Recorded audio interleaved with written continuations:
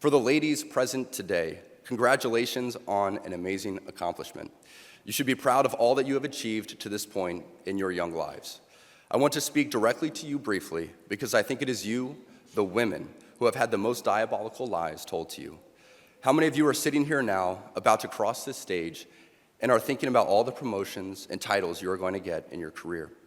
Some of you may go on to lead successful careers in the world, but I would venture to guess that the majority of you are most excited about your marriage and the children you will bring into this world. I can tell you that my beautiful wife, Isabel, would be the first to say that her life truly started when she began living her vocation as a wife and as a mother. So I know there are some women who dream of nothing more than having a family and having children, and that's great. But this is, a graduation speech for men and women, having received an education to go on to having careers, probably. Yeah, most of them. I mean, he almost got to the actual graduation speech, and then he had to stop for a second. It was like, wait a minute, women, I got to throw something at you real quick. Yeah. About what you should be doing. Mm-hmm. Yep. Let me get out of my lane real quick. And... yeah, just veer off for a second. Yeah. So, I mean, are most of these women planning their weddings for just after college graduation? You know, they got their husbands lined up, right? They're not going to go into any jobs. They're all, or most of them, are excited to just end school and then get married to, people they I mean, I remember maybe my haven't graduation. met yet. I remember my graduation. We all lined up, and like the women came running out through their degrees, and chose a man. Sadly, I wasn't picked. Yeah, that's... Whew. I mean, what he says to me does seem a little bit misogynistic. And he says his wife's life started after getting married and having a family. And I wonder, is this only true for his wife, or did his life only start too after getting married or being a father? Are women the only ones in the audience excited to go out and get married? Are the women just sitting by, not really living while they wait to be married? But not the men. Notice he didn't say, my wife and I agree that our lives really started once we started a family, once we got married. He is making a great deal out of people's vocations and emphasizing the homemaker as one of the most important. And it's not that I even disagree with that. Like, being a mom is important, being a dad is important, but that doesn't mean that women cannot have successful careers too. And, I'm not a fan of, sending kids off to daycare when they're small, but many women can and do work while their children are at school. It's curious also, the nuns in the audience, what were they thinking of his speech? The women who've given their lives to God, sacrificing a life of marriage and children. It's not that he's saying anything specifically to demean them, but he didn't think about it. Yeah, he probably didn't think about it. The nuns did speak out. So, according to a Forbes article in an online statement, the nuns said, rather than promoting unity in our church or nation and the world, his comments seem to have fostered division and did not represent the Catholic Benedictine liberal arts college that our founders envisioned. The nuns pointed specifically to Butker's divisive comments over women, where he suggested a woman's highest calling, or one of their highest callings, is to be a homemaker, arguing that the women that they teach have made a tremendous difference in the world in their roles as wives, mothers, and through their God-given gifts in leadership, scholarship, and in their careers. The nuns say they teach young women and men to make a gospel-centered, compassionate home within themselves, where they can welcome others as Christ, empowering them to be the best version of themselves. It's just one person's, or not one person, but I guess one, group's thought that women their greatest joy. Like, how would he know? Yeah. How does he know that women are loving and happy about... Some women say things because they just want to go along with the group and say, I think having a child's the greatest thing. It's so wonderful. Yeah. And, like, you're not human if you don't, like, have one of those days you're like, I hate this. I hate all of this. Yeah. And, yeah, those are just moments. And, like, sure, people say that they're happy and that, oh, no, I wouldn't give anything. I wouldn't give any of this away for the world. Yeah, and they love their kids. Yeah, you obviously love them, but to say that, oh, when I was a little girl, all I thought was, I'm just going to be a mother, and that's it. I'm going to raise our children, and I'll be happy. That's great. If you're a mother, that's great. That's wonderful. And you are okay to go out and try other things, too.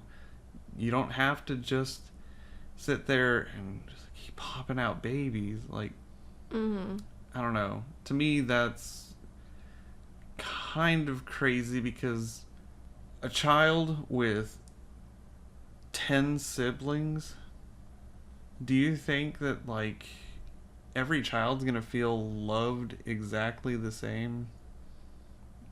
I guarantee it doesn't happen because I've known families who've got, like, 10 to 12 siblings, and, like, you cannot keep up with everybody.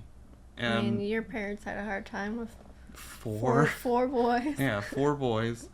And, like, I don't know, it's just not... Sorry, I'm going off on my own tangent talking about... It's because I see it all the time. There's people who are upset and saying, oh, you need to have as many babies as you can have. Yeah. It doesn't matter if you have the money. It doesn't matter if you just leave it up to God. Mm-hmm. Well, God also wants us to use common sense. God doesn't want us to just be stupid. Mm-hmm. That's like saying, you should just go, what's the quickest way to that restaurant over there? Let's go through that bad neighborhood where people get shot all the time. We'll just go through there. As long as we trust God, we're all good. Yeah. God's okay with you taking the path just around it. It's going to take you 1 minute longer to get there. Like, I don't know. That's... Yeah, I mean, that kind of goes frustrating. in with what he says about IVF and surrogacy. Oh, yeah. So I find it interesting hailing the wife and motherhood as being one of the most important vocations for women, while he's also vilifying IVF and surrogacy, routes that women unable to conceive and who want this have taken so that they can have that precious vocation. Later he goes on to speak out against birth control. And so it doesn't seem to be about if that child is going to be loved and cared for. It's like you just need to trust God with how many kids you're going to have. So, no IVF, no surrogate, no birth control, just... Yeah. Yeah. Kind of... And it sucks that, like, to just condemn anyone who cannot have a child through the typical way. Mm-hmm. Now, yeah, why are we only supposed to do it this way, thinking it's all just God's will? What if God is willing us to use these things that people have found, like, doctors have found ways to help women have children or men have children? Because it's always saying women have children, but it's the men who are having children too. They're not birthing them. They're not pregnant or birthing them, but it's also our responsibility. It's also our job. It's what we can share just as much love for our child as a mother. Christians might have different views on that, but he seems to be very certain that all Christians should share his conviction Yeah. regarding some of these things. And I didn't read the Butker book in the Bible. I didn't. yeah, I don't remember I missed that. that one. Anyhow. Well, Harrison's opinions sound very contrary to the Proverbs 31 woman. So the Proverbs 31 woman, she did it all in her life. Now, she may not have done all these things at the same time, as this seems to sum up her life's accomplishments, but she was a shrewd businesswoman. She makes merchandise and sells them to traders. She has her own money. She considers a field and she buys it from her earnings. She is shown to be a very independent and capable woman, providing, along with her husband, for the needs of the family. She is a hard worker, but we should also note that she had servants to help her do this work that was needed for the family and their estate. And in no way does this passage indicate that her most important vocation was being a wife and a mother. The passage starts out by highlighting her character. A strong and worthy woman, a noble woman of character, is more precious than jewels, it says. Then she is described as trustworthy to her husband, a person who does good and does not do harm. Then her business accomplishments are highlighted, as well as her provision of food and clothing for the household.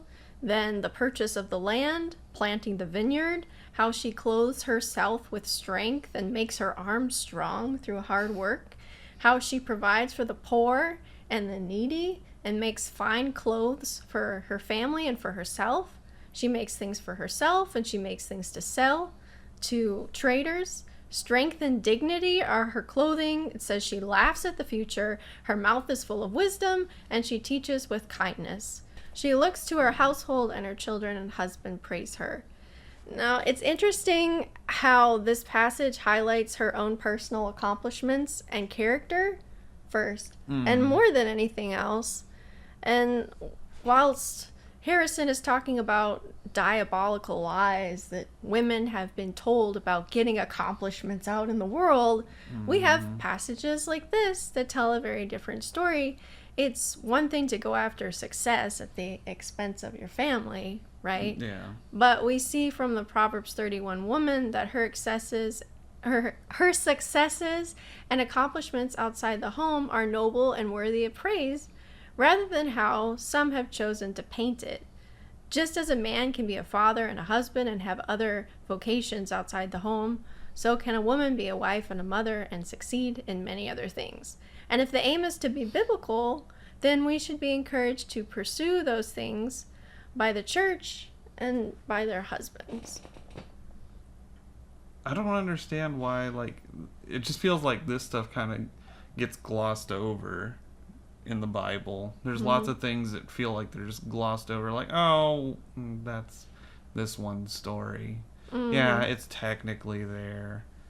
Laura's brought a lot of interesting things to my attention, and it's been fun learning more stuff. So I don't know. I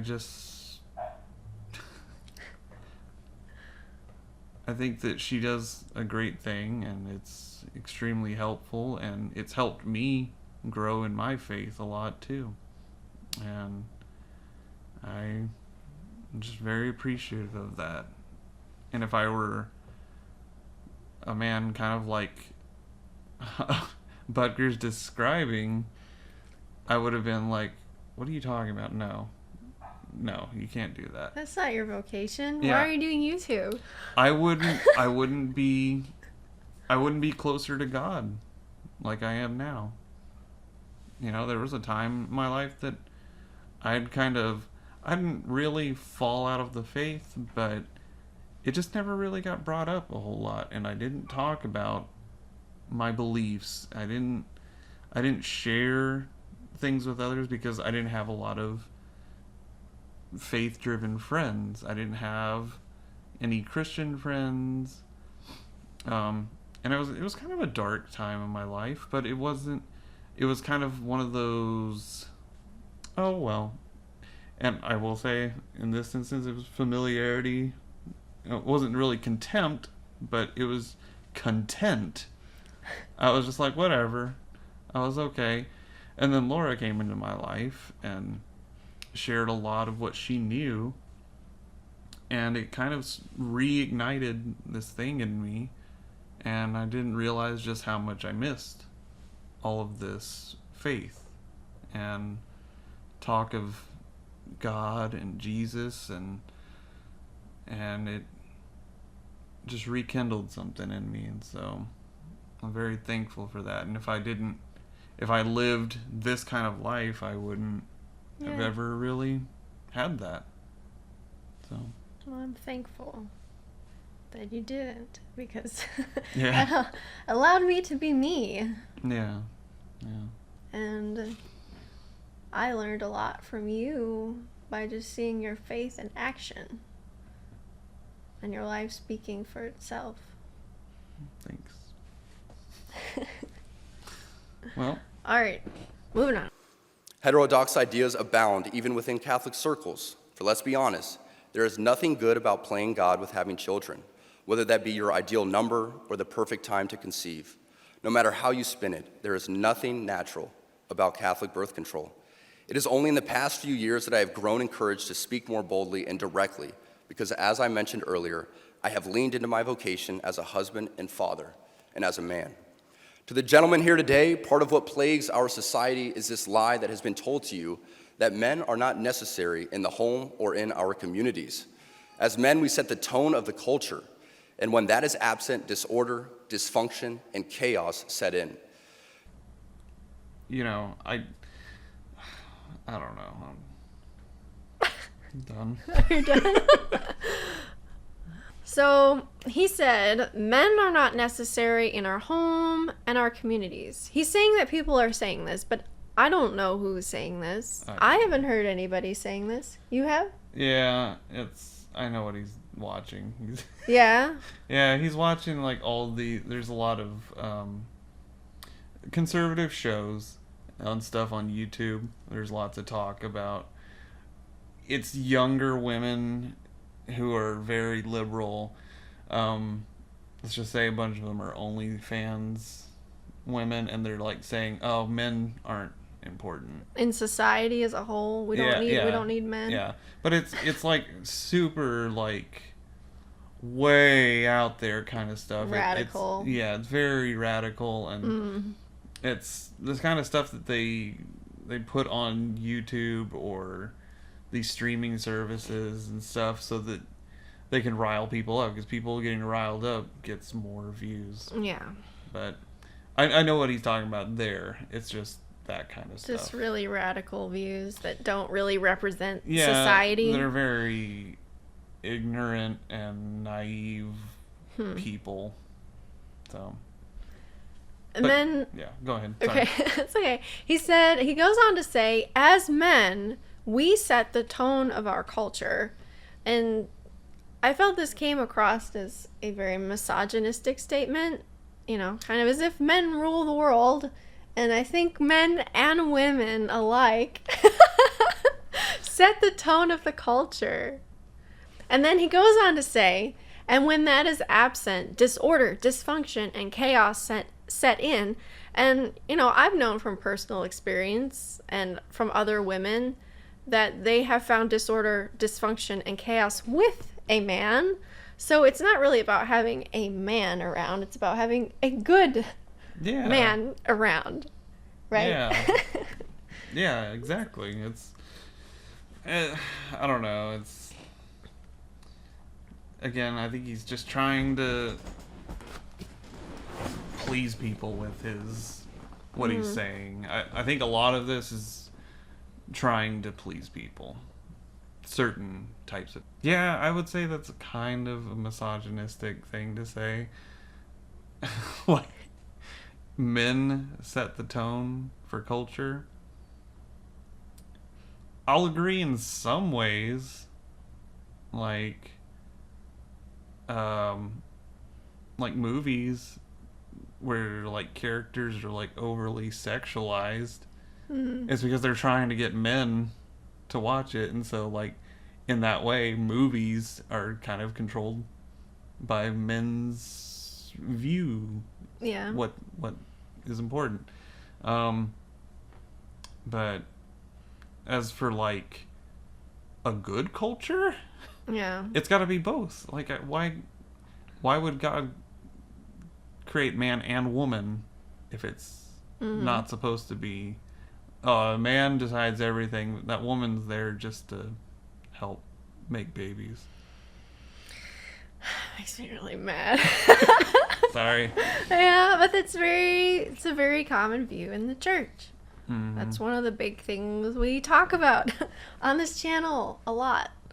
Yeah. And try to bring light to other ways of seeing the world.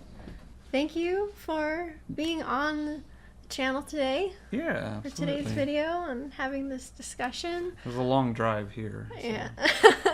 I hope you guys have enjoyed it. If you have, please leave a comment below and let us know if you would like to have Drew back on the channel. Thank you for watching. Please like this, share, and subscribe. And if you would like to support this ministry, feel free to become a patron for just as little as $5 a month. And we will see you next time. Bye. Bye.